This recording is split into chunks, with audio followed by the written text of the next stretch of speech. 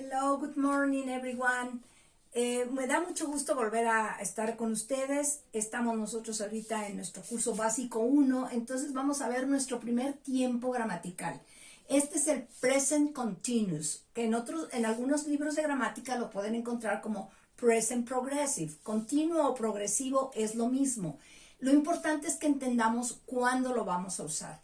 Este yo le llamo presente de momento, porque es el tiempo que vamos a usar para decir lo que estamos haciendo ahorita, en el momento que estamos hablando. ¿Ok? Ahora, ya que entendemos cuándo lo usamos, vamos a ver cómo lo formamos.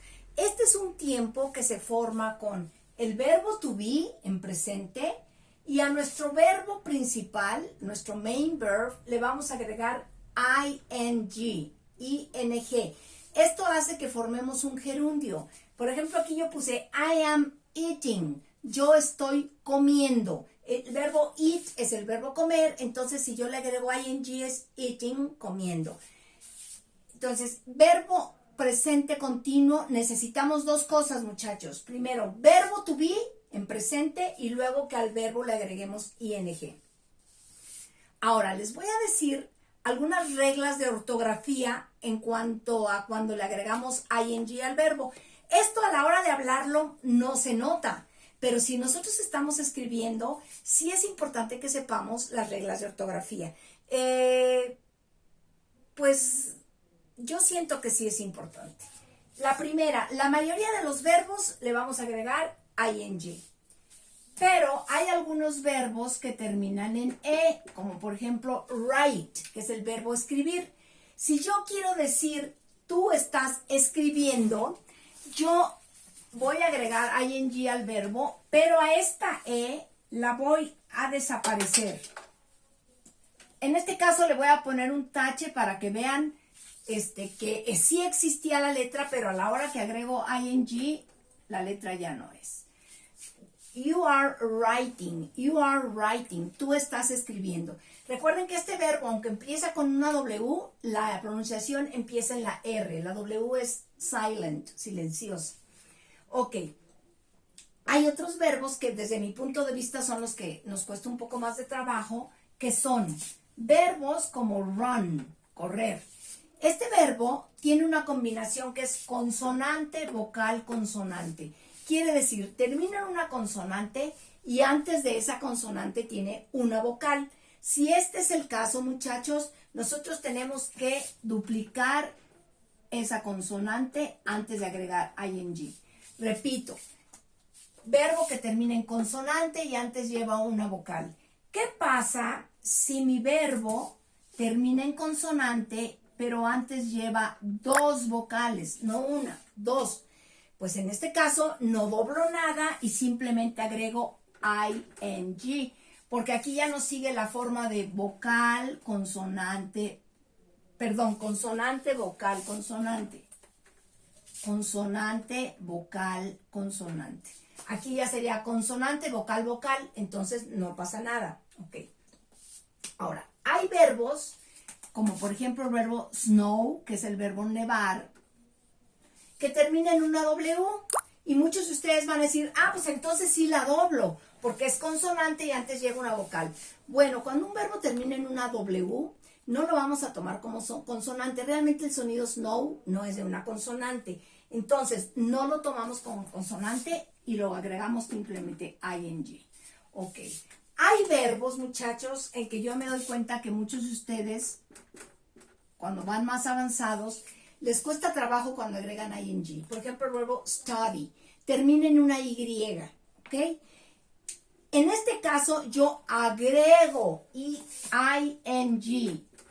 y la y se queda ahí. No me la vayan a quitar. Es una letra que no desaparece. ¿Cuál es la única letra que va a desaparecer? La e. La e de un verbo, cuando le vamos a agregar ing, esa e desaparece. Entonces aquí tenemos we are studying, nosotros estamos estudiando. Ok, vamos a poner otros verbos al azar.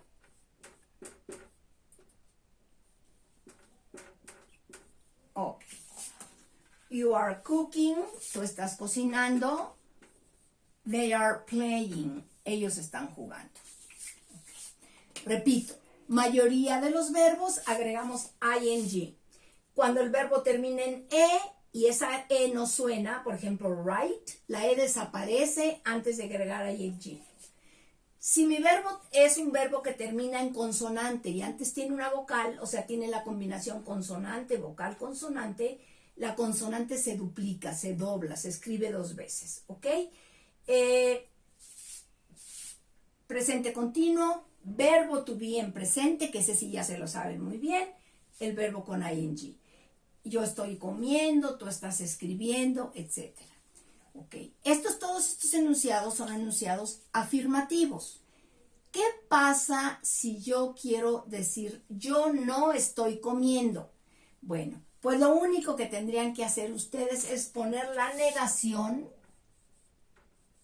después del verbo to be. I am not eating. I am not eating. Ahora, desde que vimos el verbo to be, estábamos con el uso de contracciones. Bueno, aquí también podemos usar las contracciones, por supuesto. Entonces, ¿qué pasa? Aquí yo puedo quitar la primera letra. En lugar de la primera letra pongo el apóstrofe, que me indica que ahí yo tenía una letra que quité. Y digo, I'm not eating, you're writing, he's running, etc. Entonces, para negar, ¿qué hago? Correcto. Para negar, pongo la negación, o sea, la palabra not, después del verbo to be. ¿Ok? Aquí en you're not, vamos a tener 2 opciones. Ustedes pueden decir you're not, pero también pueden decir you aren't.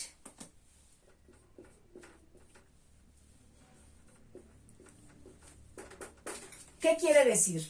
Uso una contracción. Puedo contraer el sujeto con el verbo to be y decir you're, o puedo contraer el verbo to be con la negación y decir you aren't. ¿Cuál es mejor? Cualquiera de las 2 es correcta. ¿Cuál se usa más? Pues es indistinto, muchachos. Cada quien decide qué es lo que quiere usar. En este caso, de los que tenemos con el is, nos pasa lo mismo. Puedo contraer sujeto con is y decir he is, o puedo usar is con negación y decir he isn't. Las 2 correctas, ¿ok? Bueno, pues espero que les haya quedado claro y les mando su hoja para que hagan sus ejercicios. See you next week. Nos vemos la próxima semana. Bye.